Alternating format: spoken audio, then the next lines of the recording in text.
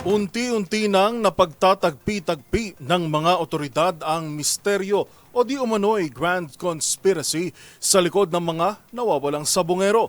Kabilang sa mga ebidensyang ibinida ni DILG Secretary John Vic Remulla ang ilang video ng pagdukot at sapilitang confession o pag-amin mula sa mga biktima. Una sa balitang yan, si Edniel Parosa. Malapit na sa konklusyon ang istorya ng mga nawawalang sabongero.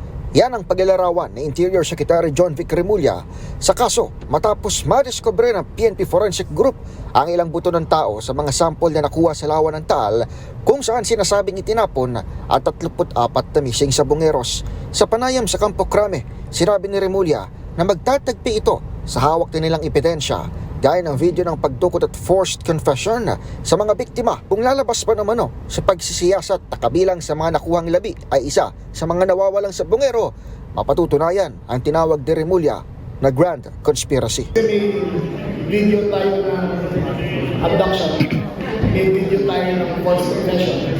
Ngayon kumahanap yung katawan, ganito tayo sa it is a conspiracy, grand conspiracy among some.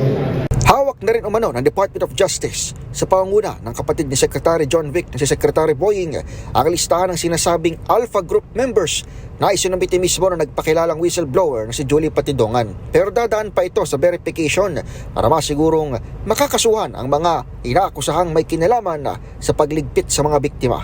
No secret cause, kung kahit mayor, kahit governor, kahit senator, basta kasama sila dun sa Alpha Group na yan, anyone involved in the Alpha Group will be charged kung mapunta ng mismo.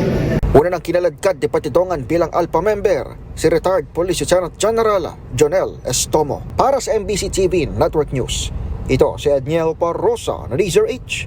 Una sa Pilipinas, una sa Pilipino.